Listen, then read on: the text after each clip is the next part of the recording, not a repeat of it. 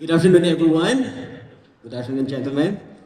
By the way, I would like to introduce myself. Then I'm Anthony Monteras, I'm Vice President for Information Technology at Worldwide Resource Solutions, and I'm honored to be moderating today's Fireside chat on ransomware navigating the digital threat landscape. Of course, ransomware has become one of the most disruptive, financially damaging threats of our time, impacting business of all sizes, from startups to multinational corporations. Of course, it's strengthening IT infrastructures, implementing cybersecurity strategies, and ensuring resilience against cyber threats. But what's clear is there is no single organization can fight this battle alone. And today, this afternoon, I'm privileged to be with these two gentlemen. And I would like to introduce to you one of the panelists. He is an award-winning cyber leader with over 15 years of experience in various companies, from tech unicorns and consultancies to some of the largest financial organizations in the world. He holds the position of CISO at Aboitiz Power, the Philippines' largest owner and operator of renewable energy. We closely work with the board of directors to continuously improve digital risk oversight. Please welcome Mr. Alexander Anto. Good afternoon, Alex. Of course, on the other side, he is the lead uh, system engineer for the Southeast Asia and Korea at Proofpoint, where he leads the team of highly skilled pre-sales engineers to deliver creative solutions to complex challenges with a constant evolving trend landscape. In his role, he ensured the protection of the critical data and assets across multiple channels, including email, web, cloud, social media, and multimedia platforms. Prior to Proofpoint, he played a key role in driving the digital risk protection and solution of digital shadows in APAC. He also led the pre-sales team at Splunk, successfully deploying operational security analytics solutions in Southeast Asia. He is a certified information system security professional and holds the Bachelor of Science, Technology Management and Computing from the University of Portsmouth. Please welcome Mr. Philipson. Good afternoon, Philip. Okay, without further ado, we're jumping to questions and without the discussion. So let's focus on the strategic part. I mean, these questions to you, Philip. What are the most critical trends you're observing, and how are these reshaping the threats landscape of organizations today? First of all, thank you for the very long intro. I think next time I'm going to try to cut it down. Now, coming back to your questions, I think if you talk about the trends and things that we are seeing, definitely, I think in the earlier part of my talk, I actually talk about the digital transformation. So, I mean, this is definitely things that we are seeing, and when we talk about digital transformation, definitely there'll be this AI, right? So AI portion. So definitely we are seeing that threat actors are leveraging on these adoptions of digital transformation, because we talk about new tools that you actually expose new surface. Threat actors are leveraging on that, and we are also seeing threat actors as leveraging on AI. So in some of the example that was being quoted, we actually talk about we are seeing threat actors leveraging Gen AI to come out with phishing threats. They are definitely using AI to to do malware evasion techniques. And also this actually also has a shift when we talk about social engineering. Right, so I mean, a lot of things today we can actually see that there's a lot of automation involved. Threat actors actually go on to scrap data from like social media portal, gather all this data, they actually put into the platform to actually automate. Right, these are actually highly targeted. So I mean, this is something that we are definitely seeing today. Thank you, Philip. Yeah, and well, to be fair, so I will ask Alex also, from your perspective, as a CISO, yeah, a critical infrastructure, what are the unique strategic challenges the industry facing in defending against modern ransomware attacks? And how are you adapting your overall security strategy? Right. Well, I wouldn't say it's unique because critical infrastructure is rather big. So I would structure my answer in two big groups. One, I would say, is the overall threat context. When we talk about critical infrastructure, of course, we need to consider what kind of attackers we deal with. Typically, ransomware are financially motivated, so you would see a lot of cyber criminals doing that for financial gain. In our case, and in case of many critical infrastructure, we would also see quite a lot of nation states whose goals might be varying from, well, it could be financial gain, it could be espionage, or it could be disruption. So that's one. And then another, it's related, again, not just for us, but for pretty much any critical infrastructure, it's related to the business context. It means that, again, from the perspective of the impacts, to us, data breach is bad, but operational disruption is much worse, and we could literally lose millions, and it's not just about the money, it's about people not having access to energy. I don't know, you can think of hospitals, or you can think of any other organizations who depend on the energy. As well as the context of technology. In our case, it's, again, not just information technology, the IT, but also operational technology. And there are some specific, well, there are some aspects of how you secure that. It means you have a lot of legacy. It means that the standard approaches might work, but in a limited way, and you would need a different approach to properly secure it. So I would probably stop here for now, but I can elaborate if you want me to. Yeah, I think so. That I have a panel of questions. I don't know if this is too much for you. It's all right. We know ransomware attacks have been several. I mean, it has severe financial and operational consequences. Beyond the immediate ransom demand, what are the long-term, less visible costs that organization must consider, and why is understanding this cost crucial for effective defense? Right. Actually, I really like this question because many times we indeed consider something like, as I mentioned, data breach and the cost of, I don't know how much a data record might cost. We typically consider how much we would pay, and by we, I don't mean my company, I mean in general, we as public, how much we potentially could pay a ransom. But of course, as I mentioned, things like operational disruption are more important in this case. Because of the context of a utilities company, of an energy company, and again, general critical infrastructure, usually you have impacts related potentially to the environment, to human life. It's something that's not easily quantifiable, and it goes beyond, again, mere data records. Well, we can consider things, of course, like reputational damage. A lot of companies talk about that, and the ability to properly measure it is something that many struggle with. You can consider individual clients like B2C. This is how some of the organizations operate. In our case, it's more B2B, which means that there are large partners who work with us. There might be consequences for current customers, or it might negatively affect our future potential partners. Also, again, it's not how it works right now in the Philippines, but there is definitely a potential for, I would say, regulatory and legal consequences. With more regulation, there probably would be also things like fines and the necessity to involve other teams, which could lead to burnout and excessive costs on the workforce. So I would say, again, it's a complex thing, as is with pretty much any cybersecurity incident, and there are primary and secondary losses that we all need to keep. Thank you, Alex. And of course, well, I know that everyone in the room is asking these favorite questions. So I would like to do a follow-up question. If this is not too much. Okay, so this is the controversial question. So,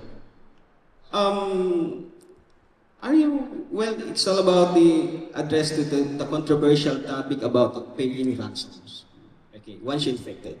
Of course, what are the clear real risks and consequences of the decisions, and why it is essential for organization to have a clear policy in place before an attack occurs? Why is it me to receive controversial questions, by the way? Because we want to, somebody was asking me also, are we going to pay this ransomware? I mean, I actually think that there's actually something very important, basic to be in place. It shouldn't be controversial. No, of course it is controversial because in many In many geographies, it is prohibited to pay ransoms. Again, I think it's a bit more lax in APAC. But of course, you need to think of, okay, you can pay, but will you get your data back? Will you get the control back? When you pay to, you could consider terrorists or, ransom groups. Ultimately, you foment that, you support it indirectly. And I understand that many organizations do not have a way to properly recover, and so it's just out of necessity. You either do that or you lose millions every day. So I understand why some choose to pay, and of course, they know about the recommendation not to, but like, what can you do, right? But yes, I would say the fact that there is no guarantee, the fact that you become even a more lucrative target for future ransomware groups, the same or others, because they know that you're likely to pay, and the fact that you might face some legal challenges in certain geographies, especially again as it evolves. And yeah, as you mentioned, I think it's important to understand in advance whether you want to pay or not, and it should be part of your playbook so that you don't need to make those decisions last minute, that you can mobilize your teams, because incident response, again, is not just about cybersecurity. So your finance team, your legal team should know what would be at least the basic strategy there, and what would be the negotiation approach, and if there is a need to pay, where you get the money from and how quickly you can actually do that. So hopefully nobody from this room needs to face that, but should it happen, it's definitely better to have some plan in advance. I hope so. Okay, thank you, Alex. By the way, for our audience, you can send us a question regarding the discussion about, you can join the discussion about the ransomware. I know this is the hot topic in this era. Okay, let's go to you, Philip. Okay, in today's fast-paced digital world, what are the key benefits of having a quick threats detection and response plan? And how does the benefit of our role in business?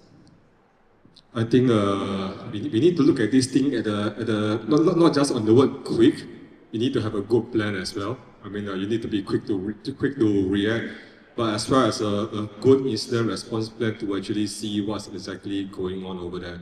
I think a good response plan is not just attending to the issue itself that's happening on hand, but like what Alex mentioned. I mean, if you look into someone who actually paid the ransomware, what happened after that?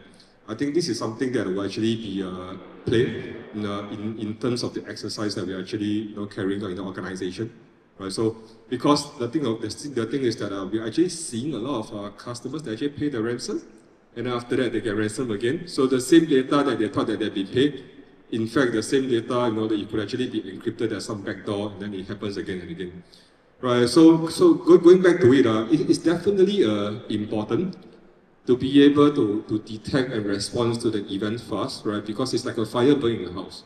If you do not attend to the fire will actually spread, that's going to cause more damage. This damage will be talking about reputation, you'll be talking about availabilities. I mean, if you're in the healthcare, sector, threat actors like to target healthcare because they know how critical, how urgent it is. And once the ransomware start to kick in, just like they know that there's this urgency to get it resolved. So when we start to see something that actually happened, we need to not only quick to response, we need to contain it, and a good incident response plan will actually allow the organizations to actually see what exactly is going on.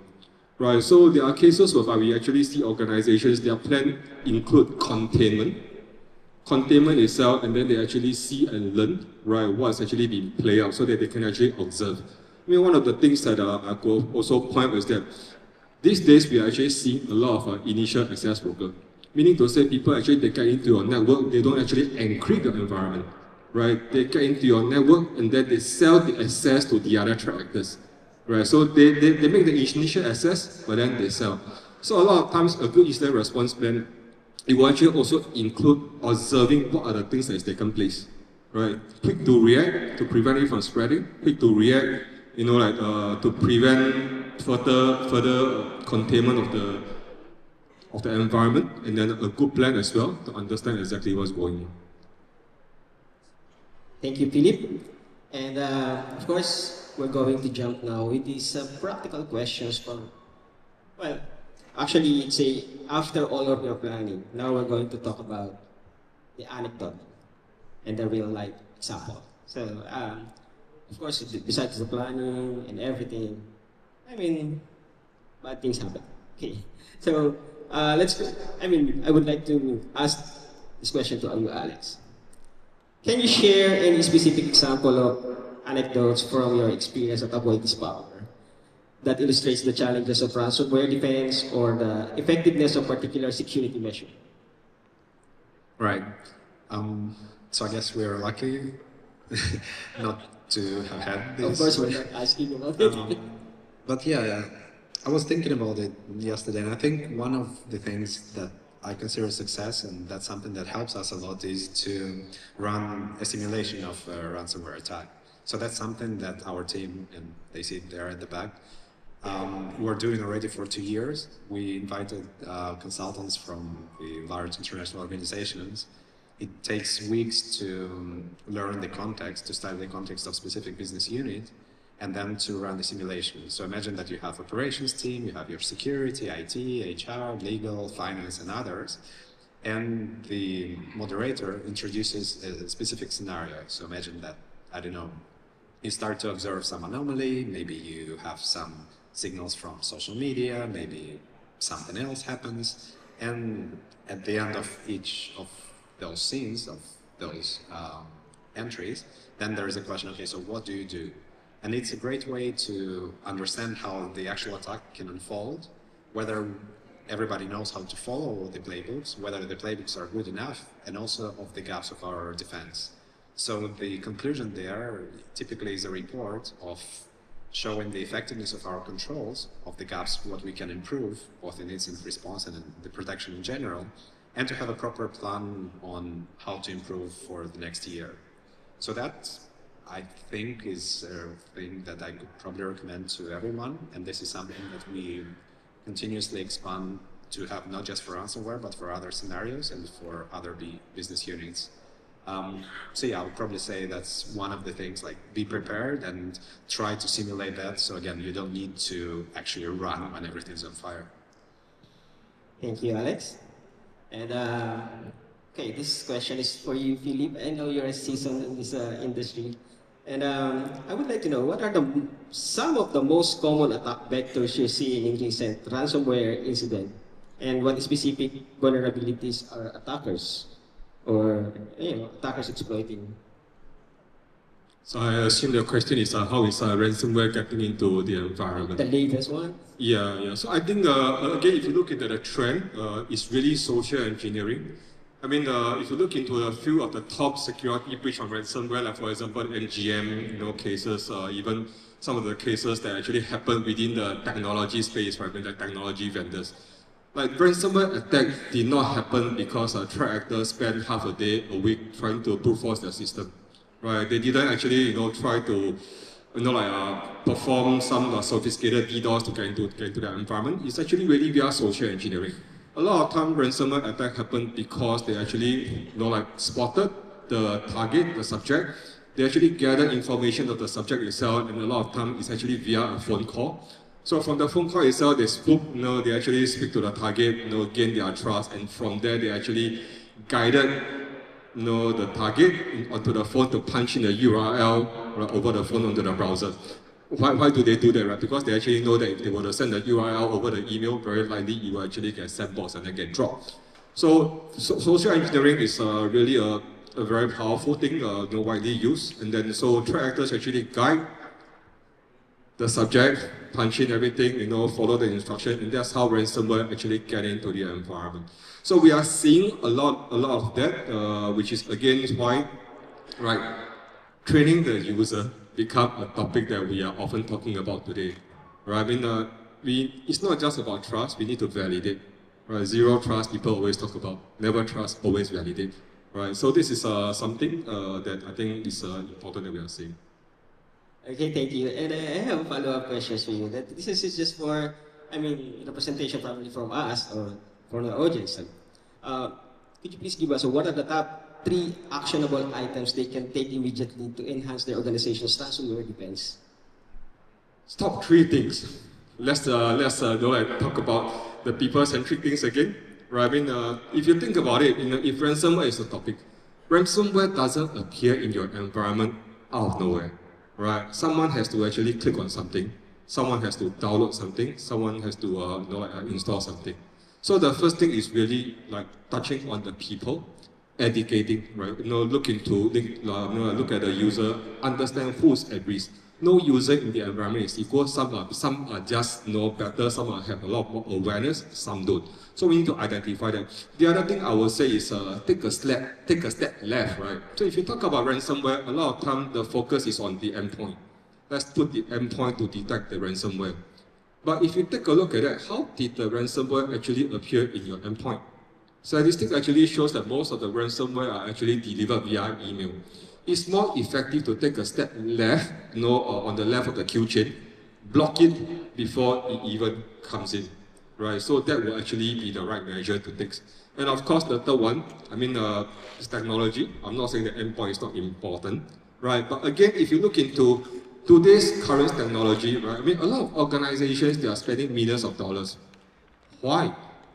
Why did ransomware still happens in the environment? Account escalation, right? When threat actors get into your environment, the first thing that they do is actually account escalation. Once they start to do account escalation, they actually disable any agents that you actually have on the endpoint. Once your agents are being disabled, basically you're blind for what's happening, and then the threat actors can do whatever they want. And we talk about account escalation, we talk about identity, right? Having visibility into your identity being exposed in your endpoint is very critical and important. So, having the identity hygiene, taking good care of it, getting good visibility, management is important. So these are the three things I would say. Thank you, Philip. It boils down to the end users. I would like to borrow this, actually a while ago, sorry bro, I heard that if you have one thing that you want to eradicate in your organizations, particularly the problem, I heard that there's one saying, remove the user. Sorry bro, I heard that. The user is our business. Sorry. Okay, I have a follow-up question to you then. So, how can an organization effectively train their employees to recognize and respond to the phishing and other ransomware-related threats? And what are the best practices for ongoing security awareness programs? I would say not all security awareness programs are the same. We have been training our users all these years.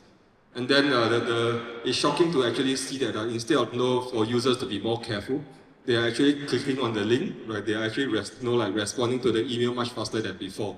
So, we need to ask ourselves what actually went wrong over here? We've been training our users, so are we doing it right? Now, what we actually see in a lot of environments is that a lot of organizations are training their user because they need to train the user, and then they treat every user the same. Like I mentioned, it's like in this room itself, none of us are equal. Some of us hold certain role that they actually expose ourselves to more sensitive data. It means to say if you are being breached, the impact of you to the organization is higher. Some of us deal with more people, contractors, right? Again, our risks are different. And then some of us actually click on more email because you're probably doing customer facing. You have a lot of emails coming in, your risks are again higher as well. And then knowledge are also different. Some of us probably have more, they've been in the industry more often, much longer. So their security awareness knowledge are higher, right? Some are probably newer to the industry, their security knowledge are lower. Now, if you were to roll out a standard program in the organization, some will feel bored, some will feel that I really know this thing and then they don't even pay attention to the program, some just click through it. Now, the result that you get from such training are very minimal. Right, you are not optimizing the training program. So if you want to actually carry out effective security awareness training program, you need to have a baseline. You need to also look at what are the threats that's actually coming in your environment. Take email for example, right? By looking into the email threat, you will be able to see whether are you getting more URL attack, are you getting more malware attack, are you getting more credential phishing, are you getting, what kind of lure are we talking about? With this information that we are seeing in your environment, we will be able to use this information to roll out the relevant training program to the organization, and that will actually be a lot more effective. Thank you, Philip. Very insightful. Okay, so down to the last question to Alex. If you were to give single piece of advice to a CISO of a mid-sized company who is trying to improve the ransomware defenses, what would it be? Right. I guess what I'll say will go a bit counter what you said. Talk to Proofpoint. No, but again, I think it comes down to the industry I work in. So if you look at critical infrastructure again, the likelihoods generally of disrupting the whole kill chain of both information technology and operation technology, the likelihood is rather low. But if it happens, it's a really big impact. So in our case, of course, we acknowledge and we still implement all of those protective measures, such as awareness, such as zero trust, such as multiple filters, firewalls, and so on. But we also understand that it may still not be enough. One thing that potentially we can discuss if we have time is initial access brokers. So you don't need even to hack a user, you just have somebody who willingly sell in the access, or there are vulnerabilities in applications, or there are other million ways of how they could penetrate the network, right? So to us, we try to focus on the impacts, and to us, I would say the most right side of the kill chain is the most important, meaning that we look at how we can be resilient, how we can restore and respond and restore if it already happens. Which means that, again, do you have the backups? Are they in different places and can you really recover? If, for example, you cannot trust your systems, your digital systems, can you operate manually? Can you recover manually? How do you define whether you can finally trust or not? Do you have any, I don't know, any backup sites somewhere else so you can operate from there? Questions like these become absolutely critical for any critical infrastructure. Sorry for saying the word twice, but because again, your goal is to restore as quick as possible, and sometimes it means that you will pay the ransom. Sometimes it means that you will need to go to an alternate location. So again, in short, if I need to give one advice, I would say electric measures are great, but you definitely need to think about actual resilience and recovery. So I would say prioritize this first. Make sure that you can recover, because attacks will happen, and they do happen for the best of the best. And make sure that with this, of course, you focus on the most obvious entry points, one of which can be phishing. Thank you, Alex. For our audience, do you have any questions for our panelists? So, well, if you don't, well, you're lucky. Okay, today's discussion, well, for me, today's discussion is has made one thing about it clear now. This is my takeaway. Cybersecurity is no longer optional. It is a fundamental pillar of business resilience. That's one thing. And of course, the last part is the takeaway for this also is just to have the anticipate the attack, invest in prevention, empower people, respond with precision. Just like what Philip said, you need to take care of your, a while ago, it's all about the users. So, do you have, for the last 2 minutes, do you have the last word for our audience here? Yeah, ransomware has been around, I think more than 10 years. And today we are still talking about it. It's not going to go away soon. I believe, today we are talking about ransomware. I'm very sure next year we will be talking about ransomware. And things will continue to evolve, especially with this AI whereby threat actors are leveraging a lot. There's a whole bunch of evasion techniques going on to evade the sandboxing. I think, like what Alex mentioned, a lot of times we need to assume that things are happening. So we need to put in the correct measure in place. Human-centrics are definitely important because users are always the one that threat actors are targeting. So I think it's a combination of effort. I think when we look at protection, we don't just look at one part of the queue chain, we actually look at the entire queue chain itself. Someone asked me, what happens if attackers actually get into a network? Does he only to be, we make a mistake, he get it in. But then again, if he's in your network, it doesn't mean that he can actually move around without being detected. If we can actually stop it there, right, I think it's talk about the response, right? That will be good. Thank you, Philip. And with that, of course, I want to have that. Let's take what we learned today and turn into action. And cybersecurity is shared responsibility. Take note that. And together we can build a future that is more secure, resilient, and prepared. Stay vigilant. So stay prepared, stay secure. With that, thank you to our esteemed panelists and to all of you who participated in this afternoon, in this forum. Thank you, guys. Thank you. Thank you very much, Sir Anthony, Alexander, and Philip, for that wonderful discussion.